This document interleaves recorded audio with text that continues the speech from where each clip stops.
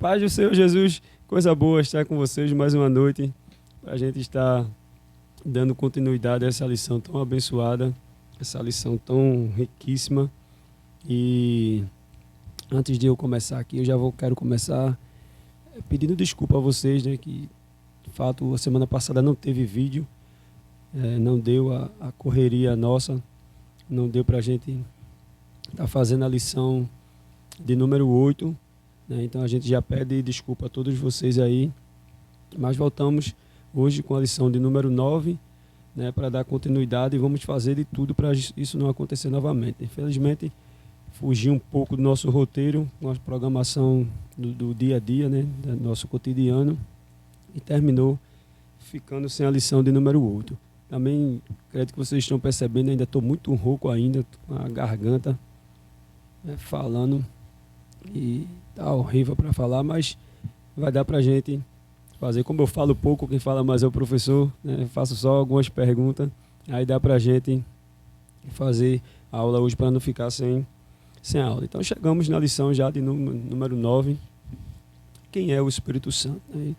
O professor já está na mesa para já ele explicar melhor quem é o Espírito Santo. Lição número 9, como falei para vocês, dia 2 de março 2025, né? O nosso texto áureo vai dizer mesmo assim: ora, este Senhor é o Espírito, e onde está o Espírito do Senhor, aí há liberdade. 2 Coríntios 3:17, que está na versão NAA.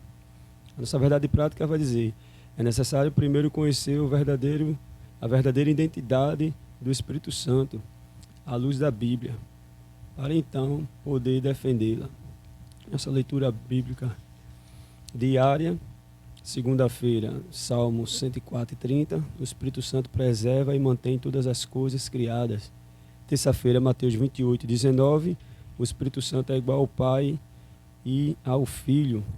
Quarta-feira, 1 Coríntios 2:10, o Espírito Santo penetra todas as coisas, até as profundezas de Deus.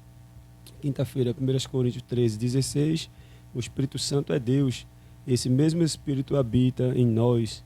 Sexta-feira, Tito 3:5, o Espírito Santo regenera o pecador.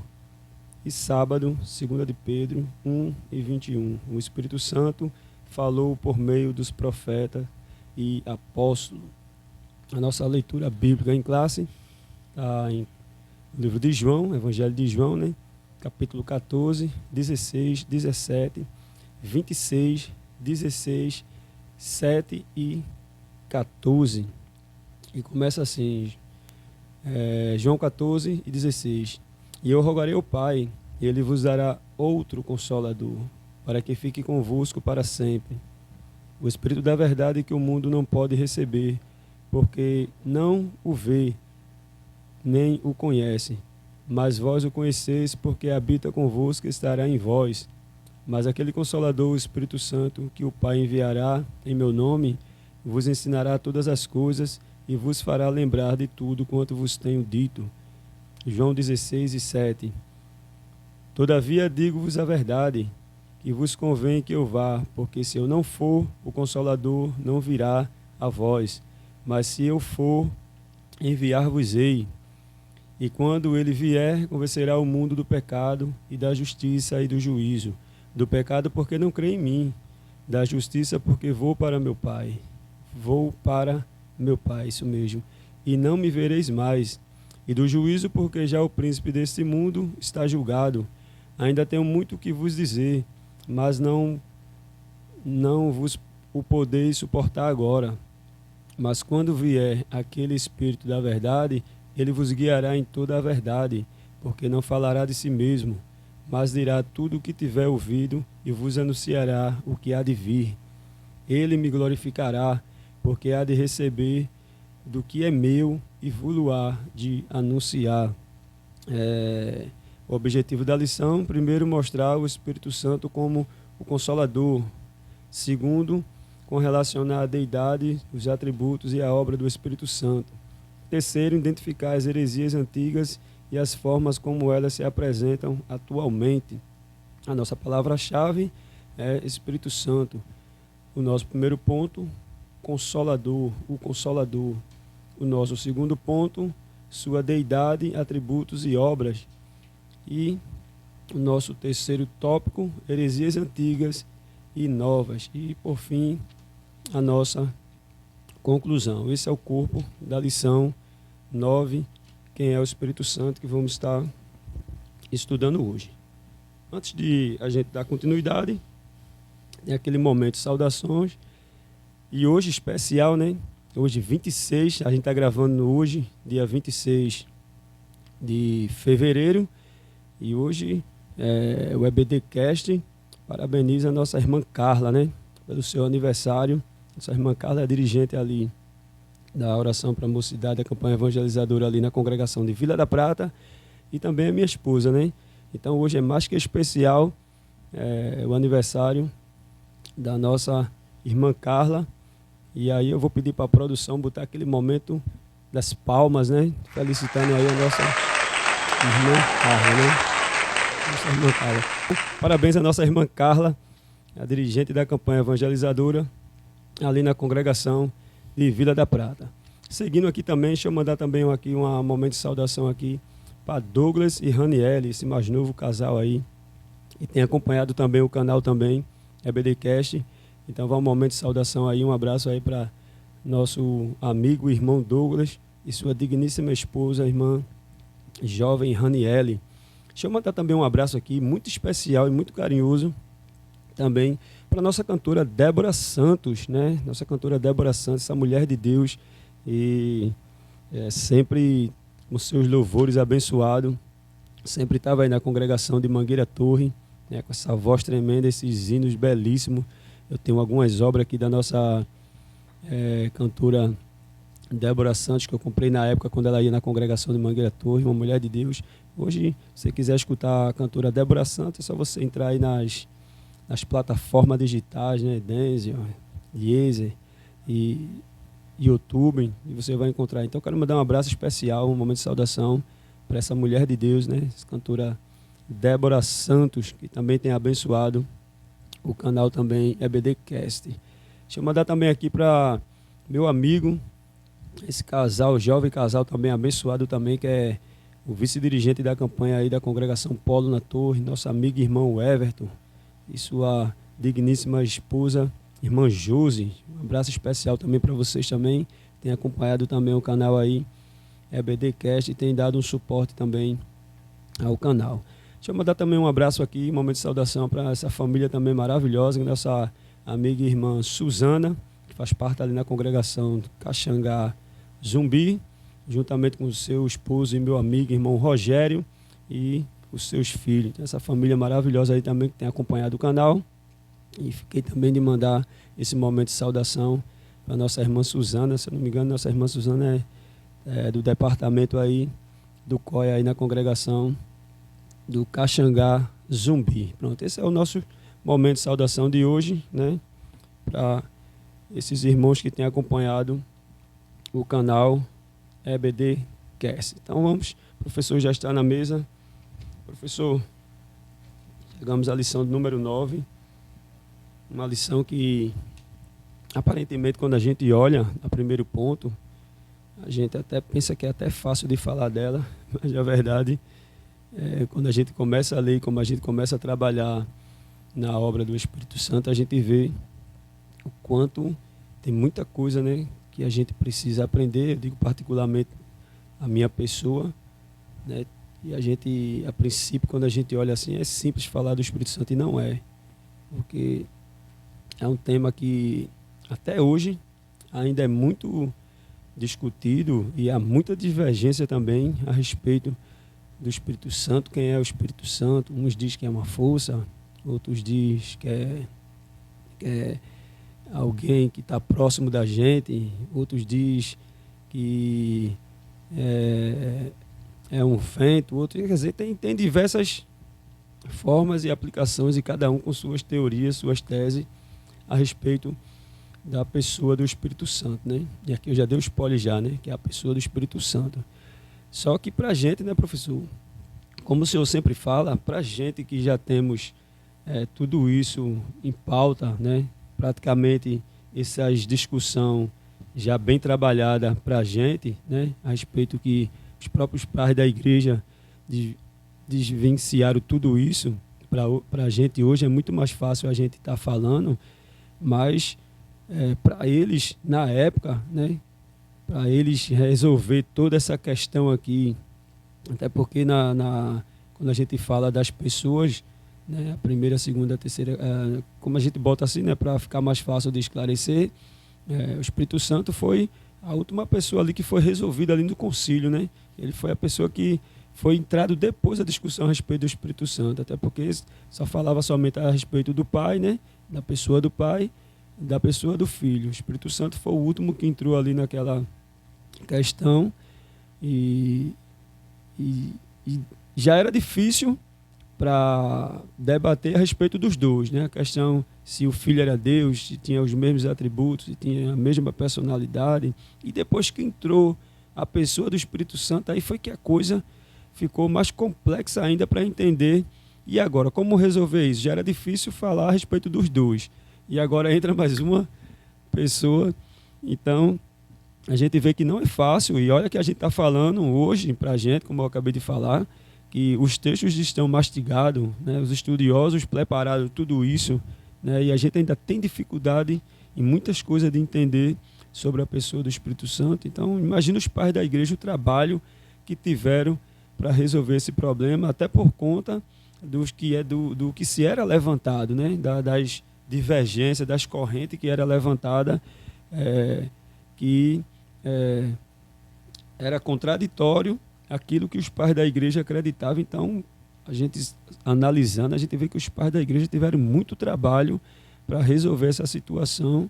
E aí a gente sabe muito bem que foi resolvido porque os pais da igreja lutaram muito e além de lutar muito, correr muito para estudar isso, foi o próprio Espírito Santo que esclareceu para eles a respeito de tudo isso, porque sem ele também ficaria impossível também os pais da igreja entender a própria pessoa do Espírito Santo. Então vamos embora, professor. Muito obrigado mais uma vez por o senhor estar aqui com a gente e já pedindo também desculpa ao senhor por a gente também não ter concluído a lição de número 8, mas estamos aqui para dar seguimento à lição de número 9. Quem é o Espírito Santo?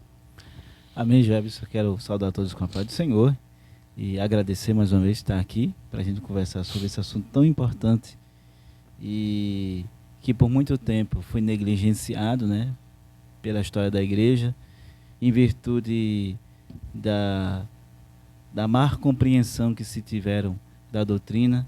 Sempre é muito gratificante falar sobre a pessoa do Espírito Santo.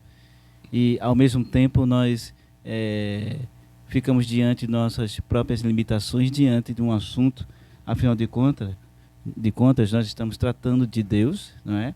Então, sempre é um desafio muito grande, seja falar do Deus Pai, do Deus Filho, e nessa feita do Deus Espírito Santo, em virtude das nossas limitações, porque, afinal de contas, nós estamos falando de Deus, o Criador, dessa divindade que já apresentamos aqui em lições anteriores, que é um único ser apresentado ou que se demonstra em três pessoas distintas, né? Hoje estaremos estudando aqui acerca da pessoa do Espírito Santo, você disse muito bem, e é importante a gente começar a dizer que é uma pessoa mesmo.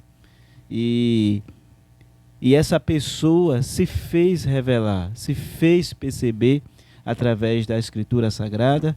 Inclusive, ele é que nos inspira, que inspirou inclusive os autores sagrados a escreverem a Sagrada Escritura, e nós só temos a Sagrada Escritura porque foi o Espírito Santo que inspirou aqueles um pouco mais de 40, em 39, 40 autores ou escritores do texto sagrado, e foi em virtude da ação do Espírito Santo que hoje nós temos diante de nós a Sagrada Escritura. Ele inspirou, capacitou e deu a iluminação necessária a todos aqueles escritores sagrados, e por essa razão nós estamos diante de nós, então, a maior revelação da parte de Deus, que é a sua palavra, né? Nós temos a revelação especial e a revelação natural. Nós estamos, então, diante de nós aqui com a revelação especial, que foi claro, manifestado através de Jesus Cristo, né, que é a palavra viva que desceu, né, o verbo que se fez carne. E agora nós temos então a atuação do Espírito Santo, que é o verdadeiro intérprete da Escritura. É ele que é o verdadeiro intérprete. Nós temos mecanismos, nós temos ferramentas, nós temos teorias para que possa facilitar a nossa compreensão no que corresponde a período, a época, a costume, mas quem revela o que está entre as linhas da Escritura é o Espírito Santo. Então ele que nos capacita e nos ilumina, a fim de que a gente possa entender qual é a vontade de Deus para a nossa vida, a fim de que a gente possa servir ao Senhor da melhor forma possível. Então essa lição é fundamental, é uma das grandes doutrinas da Sagrada Escritura, que é a doutrina sobre a pessoa do Espírito Santo. E você muito bem falou que os primeiros concílios da igreja, a gente pode dizer, os primeiros 4 séculos, né, da igreja, não se preocupou muito em fazer alguma discussão sobre a pessoa do Espírito Santo. Isso porque, como você bem disse, eles estavam muito mais preocupados com a deidade do Pai e a deidade do Filho, se o Filho tinha a mesma deidade ou se ele estava no mesmo patamar de divindade que o Pai estava, que Deus Pai estava. Isso porque naquele momento os grupos ou as heresias que estavam surgindo demandavam primeiro essa discussão. Claro que a discussão sobre a pessoa do Espírito Santo também meio que estava ali envolvida, mas não de uma forma tão direta, né, como nós temos hoje. Até os próprios manuais de teologia sistemática, por muito tempo negligenciaram essa doutrina tão importante que é a doutrina sobre a pessoa do Espírito Santo. Então, os manuais mais antigos sobre teologia sistemática quase não tratavam dessa doutrina. E quando tratavam de uma forma bem resumida.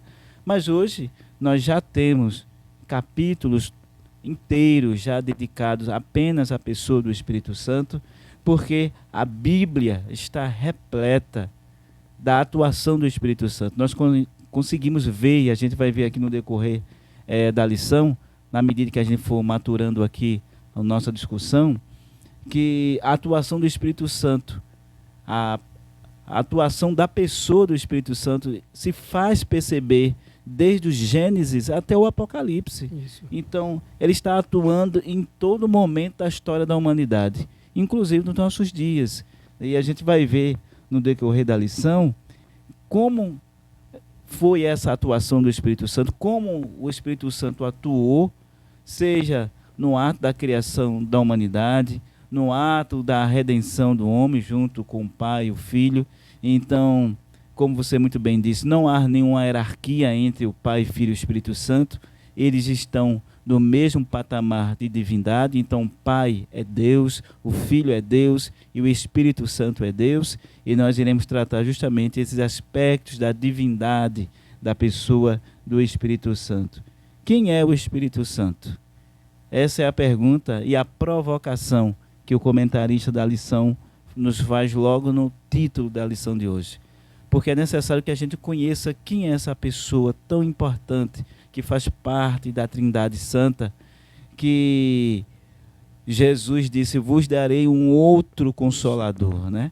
E a gente vai tratar dele justamente hoje. E é salutar que o professor, o aluno que vai estudar essa lição, que estude com mais paciência, com mais zelo, porque é uma lição repleta de versículos bíblicos, referências, e é importante que leia um por um, a fim de que a gente possa estar com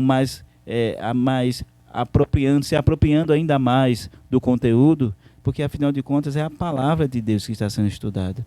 A lição em si não é a palavra de Deus, mas a lição está pautada na palavra de Deus. Então a palavra de Deus é o escopo, é o esteio, né, o bojo da nossa argumentação, e deve ser assim, porque afinal de contas ela é a nossa única regra de fé e prática.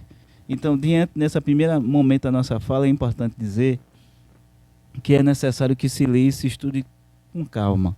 Afinal de contas, se é para pensar, tem que ser pensar devagar, né? Então, para que a gente possa refletir e entender o que a palavra de Deus quer nos dizer. Então, nesse primeiro momento, é importante a gente dizer que o Espírito Santo é uma pessoa e que ele se revelou por toda a história da Bíblia, né? A gente viu isso quando a gente estudou lá sobre a doutrina da Trindade, Isso. que a Trindade sempre esteve atuando em conjunto em todo momento da história da humanidade, inclusive agora, que nos está preparando a fim de que a igreja seja conduzida para o céu. Isso é importante que o professor, o aluno, tenham o cuidado, o zelo de estudar essa lição de uma forma mais atenciosa, não com pressa, a fim de que se possa se apropriar ainda melhor desse conteúdo tão importante que é sobre a doutrina do Espírito Santo. Amém, professor. E aqui, observando aqui, já na lição, já no texto áureo, é interessante quando o texto áureo fala, ora, esse Senhor é o Espírito Santo, e onde o Espírito Santo do Senhor está, ali a liberdade, né? E é bom já ressaltar aqui, já levantando aquelas polêmicazinhas, que a liberdade é diferente de libertinagem, né? Que hoje a gente, principalmente a gente que é do movimento pentecostal, a gente tem problema muito sério em distinguir algumas coisas, principalmente quando se fala do Espírito Santo. Eu sou cheio do Espírito Santo. O Espírito Santo, estou cheio do Espírito Santo, eu tenho liberdade para isso, e às vezes, e não é isso que o texto está dizendo, né? O texto está falando sobre liberdade, não a libertinagem. Quando você vai estudar justamente a respeito desse texto de Paulo aqui, e Paulo está abordando aqui justamente a cegueira que estava no olho da igreja, né? A igreja estava ainda como se vivendo na antiga aliança, né? E tinha muito aquele tratado ainda a respeito do que do livro da lei, que teria que ter o véu, né? E aí quando vem a nova aliança, aí quando Paulo aborda isso aqui, que agora a gente não precisa mais do véu, né? A gente tem o Espírito Santo que tirou esse véu, a gente tem liberdade para adorar, não para fazer anarquia, né? Porque aí pega esse contexto aqui e aplica o que quer, e é muitas coisas que a gente vê quando a gente começa a trabalhar a respeito do Espírito Santo, e como eu já falei a respeito da gente pentecostal, a gente vê muita coisa que quando a gente vai olhar biblicamente, a gente sabe que não tem nada a ver com o Espírito Santo, está muito longe da obra do Espírito Santo, né? E outra ponto aqui que eu achei interessante na lição é quando vai falar a respeito, o escritor colocou a respeito do Salmo 104 aqui, né? Que o Espírito Santo é o que preserva toda a criação, e como o senhor apontou, né? De Gênesis a Apocalipse, ele trabalha desde Gênesis a Apocalipse, e ele é que mantém as coisas em ordem, né? Assim como o próprio Jesus disse, eu preciso ir, eu tenho que ir para que o outro, e aí só de fato de falar o outro já está falando de uma pessoa, né? O outro, então isso aí já deixa bem claro que está falando de uma pessoa. E quem é esse outro? Quem é essa pessoa? O Espírito Santo. Por isso que era necessário que o Cristo subisse para que ele descesse, para dar continuidade, e ele mantém as coisas em ordem. E interessante que quando a gente fala, não é só as coisas no sentido a igreja, mas toda a criação, o Espírito Santo que preserva tudo isso, né, na sua ordem original. Exatamente, Jefferson. É importante dizer que nós não conseguiremos exaurir, nem aqui e nem na classe, esse conteúdo tão vasto que é sobre a doutrina da pessoa do Espírito Santo. Isso porque é um conteúdo muito extenso, não é? Na verdade, seria necessário um curso só específico sobre essa doutrina tão importante que é a doutrina da pessoa do Espírito Santo. E, na realidade, o que nós iremos fazer aqui é um espólio, dar uma introdução, né, sobre essa doutrina tão importante. Eu quero começar a falar, justamente fazendo menção daqui do texto que o comentarista fez uso, aqui em João capítulo 14, versículo número 16, que fala justamente que ele roga ao Pai, né, para que ele envie o Espírito Santo. Ele diz assim, capítulo 14, versículo número 16, eu roguei ao Pai, e ele vos dará outro Consolador, para que fique convosco para sempre. Né? A ideia de que dessa permanência. Mas o mais interessante que nos chama aqui é essa relação entre as três pessoas da Trindade. O Filho roga ao Pai para que ele envie um outro Consolador. Então, essa relação mútua entre as três pessoas da Trindade, né? Essa ideia da pericorese mesmo, que está relacionando a pessoa do Pai, do Filho e do Espírito Santo. As três pessoas da Trindade, desse Deus uno e ao mesmo tempo trino. Versículo 17 diz assim: o Espírito da verdade que o mundo não pode receber, porque não o vê, nem o conhece, mas vos conheceis, porque habita convosco e estará em vós. Primeiro ele diz, habita e estará em vós.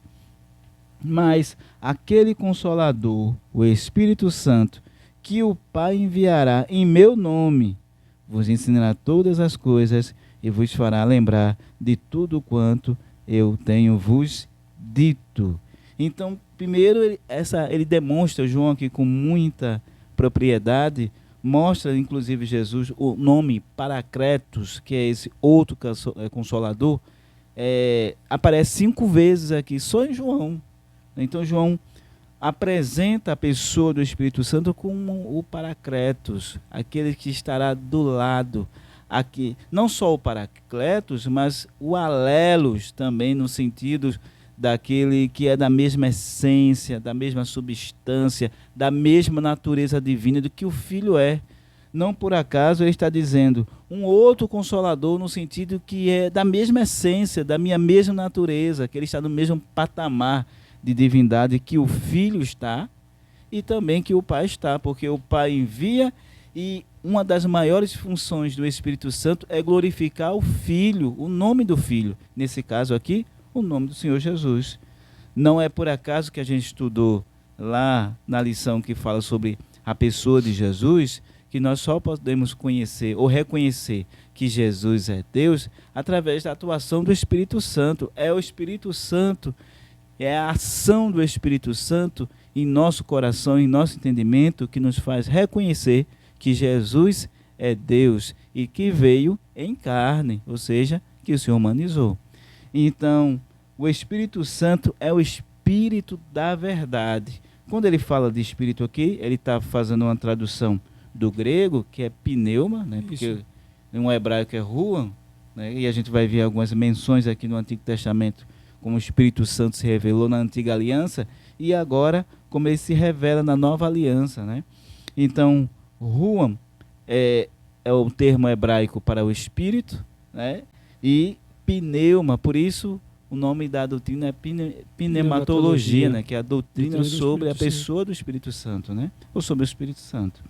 Então, aqui o termo é pneuma, o Espírito da verdade. Verdade aqui é alerteia, né? E a palavra alerteia em grego significa desocultar-se, ou sair da escuridão, vir para a luz. Então, o Espírito Santo, teu objetivo é de esclarecer, de revelar, de demonstrar a verdade de Deus e glorificar o nome do Senhor Jesus. Então é esse Espírito, o Espírito da verdade, que o mundo não conheceu, porque não conheceu. Jesus diz, porque o mundo não recebe. Por que o mundo não recebe a luz? Porque a luz reprova as suas obras. Então o Espírito da verdade é aquele Espírito que revela, que traz a luz ao mundo, e o mundo não recebeu, não o conheceu, porque não o viu, porque não conheceu, mas vós conheceis, porque habita convosco e estará em vós. Ao versículo 26. Mas aquele Consolador, veja, é Paracletos, né? O termo que ele usa aqui, o Consolador. E Jesus também recebe esse título de Paracletos, porque o Paracletos também significa advogado, aquele que está do lado, como fosse um advogado, em uma ação de defesa. Jesus também recebe também esse título de advogado lá em João, capítulo 1 Epístola de João, capítulo 2, versículo 1. Filhinhos, não pequeis. E se pecais, terás um advogado. Então, aquele termo ali também é Paracletos. também é atribuído esse título a Jesus. Mas nesse caso aqui, esse Paracletos está se referindo diretamente à pessoa do Espírito Santo. Lá em João, primeira epístola de João, capítulo 2, versículo 1, está se referindo à pessoa bendita de Jesus, né?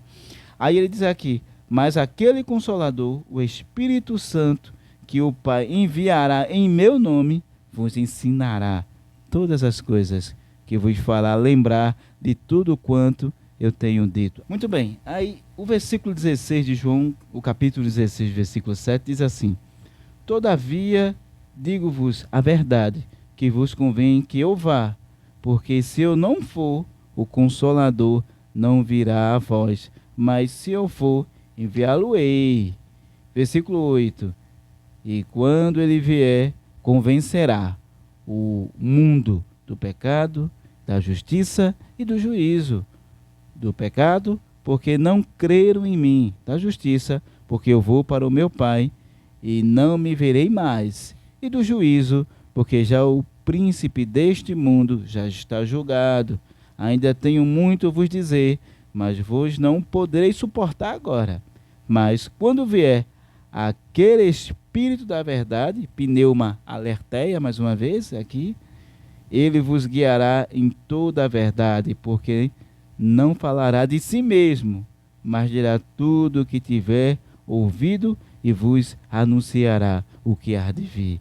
Ele me glorificará, porque há de receber do que é meu e vou-lo-á de anunciar. Então, um dos grandes objetivos do Espírito Santo e o que revela uma das suas atuações principais é glorificar o nome do Senhor Jesus, né? É glorificar o nome do Filho. Isso não significa dizer que o Espírito Santo é inferior ao Filho, a Jesus. Muito pelo contrário. É porque cada um tem um propósito específico, tem uma tarefa específica. O Pai tem uma tarefa específica, o Filho tem uma tarefa específica, bem como também o Espírito Santo. Mas eles estão no mesmo patamar de divindade. Não existe nenhum tipo de hierarquia e nenhum deles está em um patamar menor de divindade. O Pai é Deus, o Filho é Deus e o Espírito é Deus, ambos no mesmo patamar de divindade, atuando de uma forma conjunta para a redenção da humanidade. Então, como uma das características da função do Espírito Santo é glorificar o nome do Senhor, o nome do Senhor Jesus Cristo. Ele não falará de si mesmo, mas falará do Senhor. Com um propósito. Qual o propósito? Além de glorificar, é relembrar tudo aquilo que aprendemos. É um texto, é um assunto muito interessante, é salutar que os irmãos leiam os textos. E só aqui no Evangelho de João revela e demonstra 5 vezes que Jesus é o Espírito Santo, é esse Paracletos enviado por Jesus, né, do Pai, para glorificar o nome do Filho, e ele sempre estará conosco, porque uma das suas funções primordial é que ele é o Consolador. Afinal de contas, diante daquela adversidade toda que os discípulos estavam enfrentando, nada mais salutar do que Jesus dizer a eles que eles não estariam órfãos, né? Mas teriam um outro Consolador, alguém que estaria do lado deles, advogando a causa dos discípulos, e não só dos discípulos, como toda a igreja, né? Alguém da mesma essência, da mesma substância, com o mesmo poder, com os mesmos atributos divinos, e que estaria não só atuando de uma forma externa, do lado de fora, mas dentro do interior do ser humano, porque ele habitaria dentro não só dos apóstolos, mas de toda a igreja, não só a igreja do primeiro século, mas de todas aquelas pessoas que receberam Jesus como seu Salvador. Então essa é a garantia, porque nós só reconhecemos a obra redentora de Cristo através do Espírito Santo. Afinal de contas, como nós lemos aqui, é Ele que convence o homem do pecado, da justiça e de juízo. Então, a obra da redenção, a obra da salvação, e esse reconhecimento de toda essa obra redentora não é mérito humano, não é mérito de nenhum ser humano, mas é mérito da atuação do Espírito Santo no coração do ser humano, que convence o homem da sua condição de pecador e então promove dentro do interior do ser humano uma verdadeira metamorfose, uma verdadeira transformação de comportamento, de mentalidade e também de vida. Então é o Espírito Santo que faz todas essas coisas. E como o senhor estava falando aí, a respeito da pessoa do Espírito Santo, o quanto o Espírito Santo é importante e também tem os mesmos atributos. É interessante quando a gente pega o texto de Ananias e Safira, o texto é lindo, porque Pedro não disse mentisse a Deus, nem disse mentisse a Jesus, mas é interessante que Pedro vai dizer que mentisse ao Espírito Santo de Deus, né? E ali a gente vê a sentença sendo dada ao casal, porque mentiu ao Espírito Santo de Deus. E o texto de João é interessante, porque o texto de João vai falar que ele é o Espírito da verdade. Ou seja, por isso que Pedro é enfático em dizer que a mentira foi contra o Espírito Santo de Deus. E aí a sentença foi imediata, porque o Espírito Santo é uma pessoa, e com certeza o professor vai abordar, e é o que mais a gente às vezes falar, que ele é o Consolador, é ele quem intercede por nós, é ele quem advoga nossas causas juntamente com o Filho, é ele quem promove a ordem na criação. Então a gente vê de Gênesis a Apocalipse as diversas manifestações através da pessoa do Espírito Santo, né? Ele quem alegra, ele quem convence. Então, falar do Espírito Santo, inclusive como o senhor estava falando lá no início, quando a gente estava dando uma estudada justamente sobre a pessoa do Espírito Santo, né, na pneumatologia, e a gente vê que o menino parece que não vai acabar mais de tanto assunto que tem, de tanta coisa que tem, falando sobre a pessoa do Espírito Santo, cada ponto interessante, e fica impossível você falar até durante um dia de aula, ainda é pouco. Mas essa é para a gente ver a importância do Espírito Santo, né, que trabalha de Gênesis a Apocalipse. Ele está atuando em todas as áreas para poder manter as coisas, como diz o salmista, para manter tudo em ordem. Professor, eu sei que o senhor vai dar continuidade aí. Há umas coisinhas também que a gente vê muito, eu até anotei aqui, a respeito que a gente ainda tem uns linguajar ainda muito mania, né? Aquilo que a gente sempre fala, mania de pregador, e a gente sai de fato repetindo essas mesmas coisas, principalmente quando a gente ainda, principalmente nas orações, elevamos as nossas orações ao trono da tua graça, como se a gente se esforçasse bastante para que a oração chegasse até o trono da graça, e de certa forma a gente esquece que o Espírito Santo está aqui, está juntinho da gente.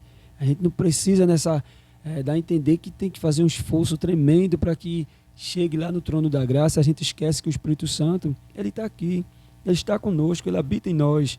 É só a gente orar aqui, ele é que faz esse papel. Outras frasezinhas também que a gente vê muito ó Pai, envia o teu Espírito Santo, derrama o teu Espírito Santo. E a gente esquece também, mais uma vez, que ele já enviou o Espírito Santo. O Espírito Santo já está conosco, né? A gente não precisa orar. Uns linguajar que a gente acha simples, né? Que a gente acha que não tem nada não, mas quando a gente vai ver no contexto, né? De certa forma a gente faz esse tipo de abordagem errada. Quer dizer, envia o teu Espírito Santo. Eu me lembro do pastor Osiel Gomes falando em uma das suas pregações, ele dizendo que às vezes a gente está tão cansado na oração que a gente chega do trabalho ali, ao invés de se levantar de madrugada para fazer uma oração, já a gente está orando: salva teu Espírito Santo, Senhor. Salva teu Espírito Santo, né? As empolgações, os linguajar, as repetições daquilo que a gente escuta, e a gente começa a desenvolver no dia a dia, e a gente esquece que são coisas que não têm sentido. Ou outros aplicam: estou vendo o anjo vai trazer a bênção, o anjo vai promover isso, e a gente também esquece que o que o Senhor Jesus, né, deixou para a gente foi o Espírito Santo. O que ficou aqui para trabalhar a favor de nós não foi anjo. O anjo vem para fazer alguma função né, específica, mas o que Deus deixou aqui para a gente, para estar conosco, e como falou o professor, e o Evangelho de João no capítulo 14, é o Espírito Santo. Ele está aqui para fazer todas essas obras. Então a gente usa muito esses linguajar, né? Envia teu Espírito Santo, derrama teu Espírito Santo, manda o anjo chegou com a bênção, e essas coisas a gente, de certa forma, fala no dia a dia, e tanto a gente vê isso em pregação, como a gente vê muito louvor. Louvor é que a gente vê coisas absurdas mesmo a respeito da pessoa do Espírito Santo, e que foge de todo o contexto bíblico, né, professor? Verdade. É vício de linguagem, né? Você acha que se tornou já algo característico do movimento, e que aos poucos a gente vai se desvencilhando, né? A partir de que a gente vai tomando um conhecimento melhor da Escritura, da doutrina, e a partir disso a gente vai deixando, vamos dizer, esses vícios, né? Esses vícios de linguagem que vêm, na realidade, são realizados muitas vezes num modo automático, né? Se ouviu, se convencionou fazer, as pessoas começam a fazer. Então, quando a gente trata do Espírito Santo aqui, como eu falei, que do grego é halos, né? No que refere-se ao outro Consolador, sim, também ao Paracletos, que refere-se à mesma divindade, que tem o mesmo poder. Então, é esse o Espírito Santo, é esse outro Consolador que estará conosco, esse Paracletos, esse que veio nos advogar, ele que será o nosso defensor, ele que será o nosso intercessor, ele que será o nosso auxiliador, ele será o nosso ajudador. Então, todos esses aspectos de respeitam a ação do Espírito Santo. Então, quem é o Espírito Santo? Primeiro, ele é o Consolador, no sentido que ele é o halos, né? O outro, o Paracletos, aquele que será o nosso ajudador, o nosso consolador, o nosso advogado, o nosso defensor. Então, ele estará conosco todos os dias. Essa foi a promessa que o Senhor nos deixou. Ele disse que estaria conosco todos os dias, seja através da manifestação do Filho, seja através da manifestação da pessoa bendita do Espírito Santo. Então, além disso, o Paracletos, aqui como eu falei, se revela em João em 5 vezes, ou em 5 textos. Nós lemos algum aqui, João capítulo 14, 16, e o versículo 26, capítulo 15, e o versículo 26, capítulo 16, versículo 7, além de uma outra menção de Paracletos atribuído a Jesus, como a gente já mencionou aqui, em 1 João capítulo 2, versículo 1, mas aquele termo de advogado ali é um título dado a Jesus, né? Filhos, não pequeis, mas porque se pequeis terei um advogado, o Senhor Jesus Cristo. Aí faz uma referência a Jesus, mas aqui o Paracletos, de Deus, o Espírito Santo, esse advogado que está nos advogando a nossa causa, é o Espírito Santo. E é importante aqui no segundo ponto da lição, falar um pouco dessa deidade e os atributos e obras do Espírito Santo. Primeiro falar um pouco dessa deidade do Espírito Santo, a divindade do Espírito Santo, porque a Bíblia revela de uma maneira categórica que o Espírito Santo é Deus, né? E o Espírito Santo é Jeová ou Javé, que também atuou na vida de Sansão, que atuou na vida de outros vários personagens do Antigo Testamento, e a gente vai ver aqui alguns textos, mas antes de fazer esse paralelo, eu quero ler Hebreus, capítulo 3, versículo 7, até o versículo número 9, para a gente ver a atuação do Espírito Santo no decorrer da Sagrada Escritura, né? Capítulo 3, versículo número 7 de Hebreus, né? Epístola aos Hebreus, capítulo 3, versículo 7, diz assim: assim, pois, como diz o Espírito Santo, hoje, se ouvirdes a sua voz, não endureçais o vosso coração, como foi na provocação no dia da tentação no deserto, onde os vossos pais me tentaram, pondo-me à prova, e viram as minhas obras por 40 anos. Ele está fazendo uma referência, o escritor aos Hebreus está fazendo uma referência ao Salmo 95. Vamos ver lá. O Salmo 95, e o interessante é que a própria Bíblia citando a própria Bíblia, e isso é importante porque é esse princípio da hermenêutica Isso. que nós acreditamos, que a Bíblia interpreta a própria Bíblia, então ela faz uso dela mesmo. Veja Salmos número 95 e o versículo número 7 ao 11. Salmos 95, do versículo 7 ao 11, diz assim: Ele é o nosso Deus, e nós, povo do seu pasto, e ovelhas de sua mão. Hoje, se ouvirem a voz, não endureçais o coração, como em Meribá, como no dia de Massa, no deserto, quando vossos pais me intentaram e pondo-me à prova, não obstante tiveram visto as minhas obras.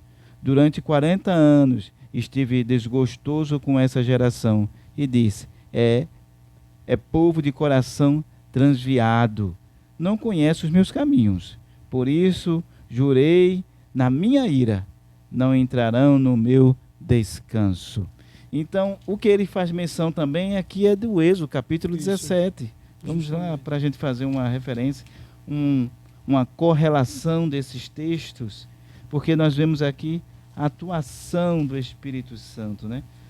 Êxodo, capítulo de número 17, vamos ler do primeiro até o 7, que fala justamente da ocasião da contenda lá, em virtude da água que faltou aos israelitas no meio do deserto, e a queixa que eles tiveram, e por essa razão Moisés chamou aquele lugar de Meribá, né? Lugar de contenda.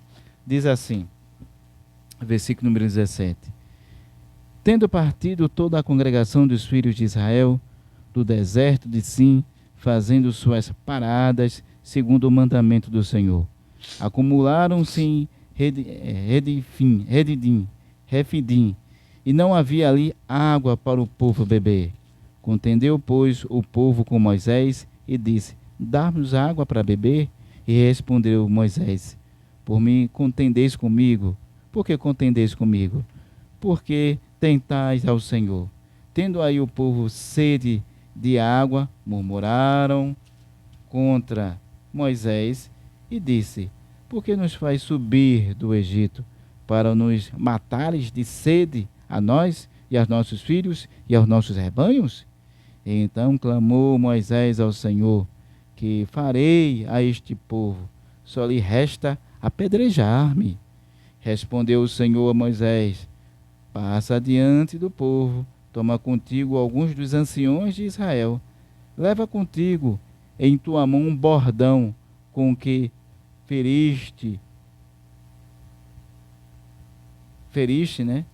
E no o rio e vai. E eis que estarei ali diante de ti, e sobre a rocha em Horebe ferirás a rocha, e dela sairá água, e o povo beberá. Moisés assim o fez na presença dos anciões de Israel, e chamou o nome daquele lugar Massa e Meribá, por causa da contenda dos filhos de Israel, e porque tentaram o Senhor, e dizendo: está o Senhor no meio do meio de nós ou não, né? Então, aqui uma situação muito difícil para Moisés, que resultou na murmuração do povo e o clamor de Moisés referente à reclamação do povo que estava faltando água, mas a gente ouve aqui da demonstração que quando ouvires a voz do Espírito Santo, não endureceis o vosso coração. Veja, ele faz menção ao Espírito Santo, mas quando a gente vem aqui para o Antigo Testamento, por exemplo, em Êxodo, capítulo 17, nós lemos, ele fala de Javé. Então, Javé e o Espírito Santo, ele coloca numa mesma categoria de divindade, porque, afinal de contas, o Pai é Deus, o Filho é Deus e o Espírito Santo é Deus.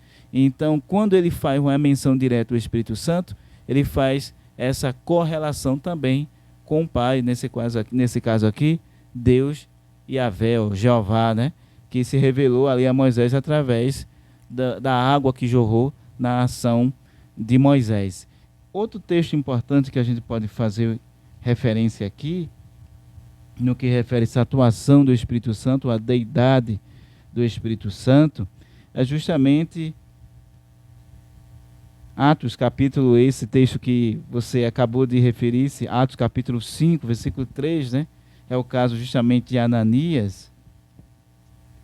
Veja a menção importante e muitos outros textos que poderíamos então citar uma diversidade, mas o tempo não nos permitirá. E certamente os professores e alunos nas suas residências estarão estudando melhor e com mais calma essa lição tão preciosa que é acerca da doutrina sobre a pessoa do Espírito Santo. E é importante fazermos esse paralelo que o texto está se referindo, que o comentarista também faz muito bem na lição. Versículo número 3, né? Atos capítulo 5, versículo número 3, diz assim: Então disse Pedro a Ananias: Por que encheu Satanás o teu coração? Para que mentisse ao Espírito Santo. Sim. Primeiro ele faz uma menção ao Espírito Santo, porque tu mentisse ao Espírito Santo, reservando parte do valor do campo. Aí versículo 4: Conservando porventura não seria teu? E vendido não estaria em teu poder? Como, pois, assentasse no coração este desígnio, não mentisse aos homens, mas a Deus. Então, veja, ele faz primeiro uma menção à pessoa do Espírito Santo, né? Ele fala aqui, porque permitisse que Satanás enchesse teu coração e mentisse ao Espírito Santo, e no final do versículo 4 ele disse, mentisse a Deus, colocando então o Espírito Santo no mesmo patamar de divindade, porque ele é também Deus. Então, essa divindade de Jesus, do Espírito Santo, está revelada também aqui nesse texto. Outro texto para a gente deixar isso muito mais claro para a gente. 1 Coríntios, capítulo 3 e 16. 1 Coríntios 3, 16.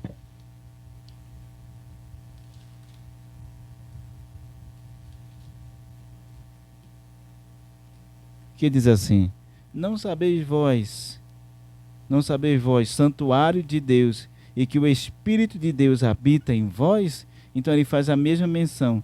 Não saber que sois santuários de Deus, e que o Espírito de Deus habita em vós?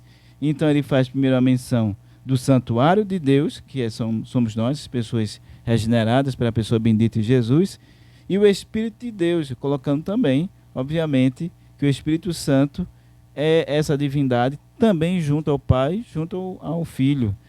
Outro texto também aqui, para a gente fazer menção, segundo aqui em Coríntios também, é um texto que a lição faz uso, é 2 Coríntios capítulo 3 e versículo 16 também,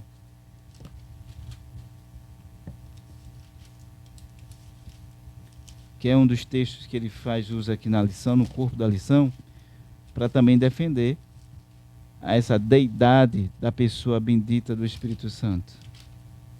Capítulo 3, versículo 16, que diz assim: Quando, porém, alguém deles se converter ao Senhor, o véu lhe é retirado. Ora, o Senhor é o Espírito, e onde está o Espírito do Senhor, ali a liberdade. De todos nós, com o rosto desvendados, contemplamos como um espelho a glória do Senhor. Somos transformados de glória em glória na sua própria imagem, como pelo Senhor, o Espírito. Então, é o Espírito do Senhor, que é o Espírito Santo, que está no mesmo patamar da divindade de Deus Pai e de Deus Filho, atuando no ser humano. Aqui ele fala Paulo está fazendo menção àquela glória que Moisés tinha no seu rosto quando subia ao monte, né? E ele faz uma menção dizendo que aquela glória, por mais importante que seja, ela era transitória, era passageira. Mas essa glória que nós iremos obter através da pessoa do Espírito Santo, ela é perene, ela é eterna. Por isso que ele está falando de glória em glória.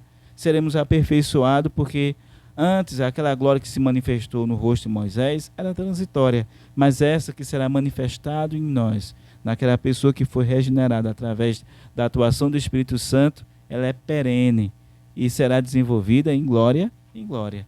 Então, é importante dizer que o Espírito Santo tem os mesmos atributos divinos do que o Pai e do que o Filho. Não há diferença, né? Então, no que refere-se aos atributos divinos, ele é onisciente, ele é onipresente, ele é onipotente, assim como o Pai o é, assim como o Filho também é. Então, é importante a gente fazer menção de alguns atributos divinos do Espírito Santo. Então, um dos atributos divinos, dessas qualidades do Espírito Santo, o que faz ele ser divino, primeiro, é porque o Espírito Santo é onipotente, ele é todo poderoso. O Espírito Santo é onipresente, ele está em todos os lugares. Ele também é onisciente, sabe todas as coisas. Ele é o único que prescruta o ser, o interior do ser de Deus, né? O Espírito Santo é eterno, o Espírito Santo é criador. O Espírito Santo gerou Jesus Cristo no ventre de Maria. Isso. Então ele foi o responsável. A atuação da gestação de Maria, né? A atuação do Espírito Santo de Jesus no ventre de Maria, também é uma ação do Espírito Santo. O Espírito Santo é a verdade, o Espírito Santo é o Senhor da igreja. O Espírito Santo é chamado de Yahvé, ou de Jeová, a gente viu aqui em alguma menção. O Espírito Santo é aquele que dá a vida eterna. O Espírito Santo é aquele que guia o seu povo. O Espírito Santo é o santificador fiel. O Espírito Santo é aquele que habita nos fiéis.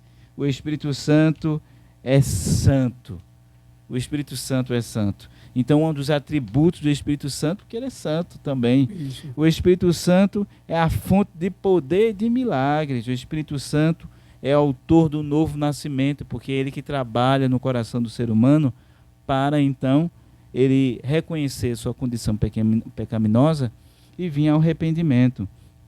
O Espírito Santo é o autor da vida. O Espírito Santo é o distribuidor dos dons espirituais. É ele que dá e ele que fornece os dons espirituais conforme a necessidade da igreja e não do indivíduo num sentido particular exclusivamente, né? O Espírito Santo é conhecedor do coração de todo ser humano. O Espírito Santo também é salvador e o Espírito Santo é sábio. Então são todas essas características que acabamos de elencar que revelam os atributos divinos do Espírito Santo. Só com essa lista é fácil perceber, notar, que ele está no mesmo patamar do Deus Pai Sim. e do Deus Filho. Além disso, é importante a gente dizer, Joebs, que o Espírito Santo, e nós sempre estamos mencionando aqui, essa personalidade do Espírito Santo, porque ele é uma pessoa, diferente das heresias que se disseminam por aí, que ele é uma força ativa. Não, o Espírito Isso. Santo não é uma força ativa. O Espírito Santo não é apenas um sopro ou um vento. O Espírito Santo é uma pessoa. E como pessoa, ele tem atributos pessoais. E essas ações pessoais e esses atributos pessoais faz dele o que ele é. Então, o Espírito Santo, enquanto pessoa, Pedro obedeceu ao Espírito Santo. Ananias mentiu ao Espírito Santo, a gente vê o texto aqui. Estevão disse que os judeus sempre resistiram ao Espírito Santo, só se resiste a alguma pessoa e nunca a uma força. Então, além disso, o apóstolo Paulo nos recomenda a não entristecer o Espírito Santo. Então, só se entristece quem é uma pessoa. Uma força ativa não pode se entristecer.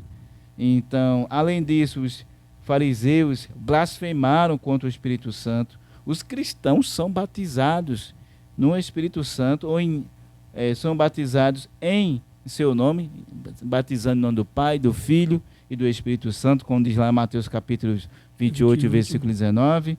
Além desses atributos pessoais, nós temos o Espírito Santo ensina, o Espírito Santo fala, o Espírito Santo guia, o Espírito Santo clama, o Espírito Santo convence, o Espírito Santo regenera, ele testifica, ele escolhe obreiros, ele julga, ele advoga, ele envia missionários, no caso da igreja de Antioquia, que mandou separar Paulo e Barnabé e os demais apóstolos e missionários. O Espírito Santo convida, intercede por nós. Ele impede, como impediu Paulo visitar as igrejas da Ásia Menor, Isso. porque tinha um outro propósito. Ele dá o direcionamento, né? Exatamente.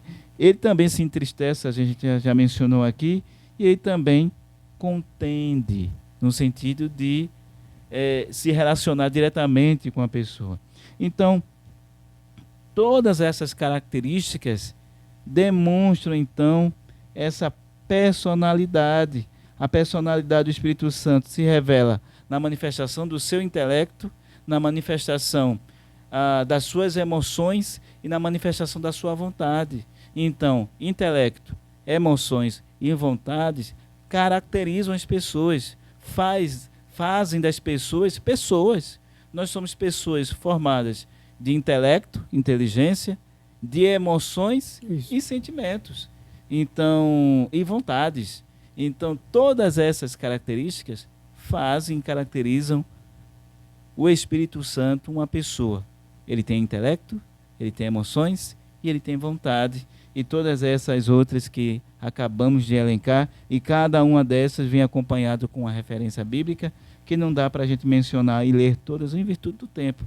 Mas o professor na classe, certamente, junto com os alunos, irão fazer uso da Sagrada Escritura. Afinal de contas, é uma doutrina bíblica e deve ser demonstrada biblicamente, né? Amém. Então tivemos aí essa aula maravilhosa a respeito da pessoa do Espírito Santo. E veja quanto a importância de estudar a pessoa do Espírito Santo. Veja quantas coisas foi mencionada aqui a respeito de que só quem pode sentir isso é quem for uma pessoa, né? E objeto, força ativa, nada disso pode ter como é que se diz a palavra? As características, esse sentimento. Só quem sente isso é pessoa. Então o Espírito Santo é uma pessoa. Interessante um texto que eu lembrei agora, enquanto o senhor estava falando, é que o Espírito Santo é tão sério que o próprio Jesus disse, olha, quando a gente fizer alguma coisa que magoar o pai e o filho, é perdoado. Mas quando a gente faz alguma coisa que isso interfere direto na pessoa do Espírito Santo, aí é quando entra o que ele diz, né?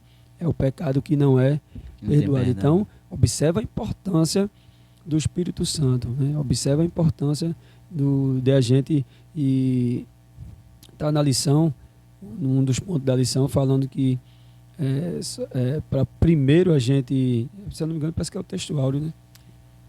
É necessário primeiro conhecer a verdadeira identidade do Espírito Santo à luz da Bíblia, para então poder defender. Então, a gente precisa conhecer primeiro a pessoa do Espírito Santo para poder a gente defender. A gente tem que conhecer. Então, veja a importância de estudar sobre a pessoa do Espírito Santo, que não é isso que a gente vê nas pregações, em muitas pregações, nos hinos, né? Nas poesias. É até bonitinho, a gente acha até bonito, mas está totalmente fora do contexto bíblico e daquilo que a palavra deixou a respeito do Espírito Santo. O Espírito Santo é muito mais, né, do que tudo isso que a gente escuta aí nos hinos a respeito de força, a respeito de uma energia, né? O Espírito Santo, ele vai muito além de que isso aí. Professor, eu quero fazer as considerações finais. Se o senhor tem alguma obra aí para apresentar e se o senhor tiver mais alguma coisa para concluir, para pontuar, o senhor conclui e a gente apresenta as obras para a gente encerrar. Muito bem, Jefferson. Eu só queria mencionar aqui, antes de a gente concluir, e fazer menção aqui da referência bibliográfica, da indicação de leitura, os desafios que a igreja, naquele momento, teve que enfrentar. Eu só vou falar em nota só de esclarecimento, para não tomar tanto tempo, mas a igreja enfrentou 3 movimentos heréticos, né, que se levantou contra a doutrina da Trindade. Mais uma vez foi a luta contra o arianismo, né? O arianismo foi uma das doutrinas contra a doutrina do Espírito Santo. Eles não concebiam que o Espírito Santo era Deus. Os tropicacianos também não acreditavam. E também os pneumatomacianos também não acreditavam na divindade. E essas teorias ou essas correntes heréticas influenciam outras nos nossos dias, né? O professor, certamente na escola dominical, no domingo, estará expondo esses grupos que foram nocivos à doutrina, né? A verdadeira doutrina ortodoxa da doutrina do Espírito Santo, e não reconhecia o Espírito Santo como uma pessoa, né? Como uma pessoa junto com o Pai, uma pessoa junto com o Filho, e não acreditavam que ele estava no mesmo patamar de divindade. Então, o dever da igreja é ensinar a verdadeira doutrina bíblica e diante de combater qualquer tipo de doutrina falsa que possa então se levantar contra a igreja do Senhor. E o próprio Ario, né, ele mesmo trouxe o conceito da doutrina do Espírito Santo, só que depois ele se perdeu em dizer que o Espírito Santo foi criado pelo Filho, né? Exatamente. Foi gerado pelo Filho, e aí ele bagunçou tudo. Essa má compreensão. Isso. E por isso os concílios foram tão importantes, para poder deliberarem acerca dessas doutrinas. A doutrina, a gente já falou desde a primeira lição, toda a doutrina é bíblica, mas o que os concílios fizeram? Eles sistematizaram, organizaram todo esse pensamento, não é? A fim de que pudéssemos chegar até a gente. A gente não precisa acrescentar mais nada. Isso. Muito pelo contrário, a gente só está aqui falando aquilo que já está consolidado, organizado, e aquilo que foi interpretado e organizado pelos pais da igreja, pautado na Escritura Sagrada. Então, nossa função aqui é ensinar aquilo que já está consolidado, né? Só que, claro, a gente demonstra os desafios que os pais da igreja tiveram em toda a história da igreja até os nossos dias atuais, porque essas heresias que os pais da igreja enfrentaram no passado estão retornando, não é? Por isso que ela vem se demonstrando com uma nova aparência, não é? E essa nova aparência muitas vezes vem camuflada em uma palavrinha, Isso. em um adereço, e isso meio que é apenas um subterfúgio a fim de que possa enganar o grande público. Mas estamos aqui diante da palavra de Deus, é importante que a gente se imuna dela, para que a gente possa combater essas heresias, né? Então, eu quero fazer uso aqui e demonstrar mais uma vez aqui aos irmãos e ao professor, para nós que somos pentecostais, nós que somos da Assembleia de Deus, a declaração de fé da Assembleia de Deus é fundamental, né? Essa declaração resume aquilo que nós acreditamos enquanto princípio doutrinário, e é exatamente semelhante a boa parte das igrejas evangélicas, né? Mudando uma coisa ou outra, mas o princípio é pautado na Escritura e nas doutrinas bíblicas. Então, é importante que o professor, o aluno, possa obter a declaração de fé. Além disso, doutrinas bíblicas, fundamento da fé pentecostal. Eu já havia apresentado mais uma vez, já em outras vezes, esse livro do Stanley Horton. Também é um material importante para que os irmãos possam estar se aproximando e se apropriando ainda melhor das doutrinas bíblicas. Além disso, mais uma vez, esse livro, Razão de Nossa Fé, Assim Cremos e Assim Vivemos, esse livro tão importante, que tratou também aqui sobre a doutrina do Espírito Santo, na lição de número 5 aqui do livro, é o capítulo número 5 na lição também, é referente à lição, é o livro de apoio também do pastor Ezequiel Soares, e esse livro também foi editado no mesmo momento que foi editada a declaração de fé, que foi organizada também pelo pastor Ezequiel Soares no ano de 2017. E para concluirmos, teologia sistemática, mais uma vez, sistemática, histórica e filosófica, uma introdução à teologia cristã, do Maghreve, é uma lição, é uma teologia muito importante, que traz a história da igreja, que traz o desafio da igreja, aplicando então as principais doutrinas e dialogando ali um pouco com a filosofia. É uma leitura agradável e importante para todo aquele que gosta de estudar e meditar a palavra de Deus. Amém. Amém. Então tá aí a aula. Próxima lição nossa é a lição número 10, dia 9 de março de 2025. O pecado corrompeu a natureza humana. Essa vai ser a próxima lição e nós aguardamos vocês aqui para mais essa aula também, que vai acontecer, né, no dia 9 de março de 2025, a lição de número 10. Vamos fechar com a oração para a gente estar agradecendo. Professor, senhora. Faremos assim. Pai bendito, nós te rendemos graças, Senhor, por mais uma vez estarmos diante de Ti, para aprendermos um pouco mais da Tua palavra, Senhor. Nos dá a iluminação necessária para que possamos estar comunicando Tua palavra na escola bíblica dominical no domingo. Capacita cada professor, cada professora, aluno e alunas, toda a direção da escola bíblica dominical. Estende as Tuas mãos, Senhor. Continua conosco, são as coisas que Te pedimos e já Te agradecemos, em nome de Jesus. Amém. Amém. Fica na paz, te aguardamos na próxima aula. Esse foi o seu EBD Cast.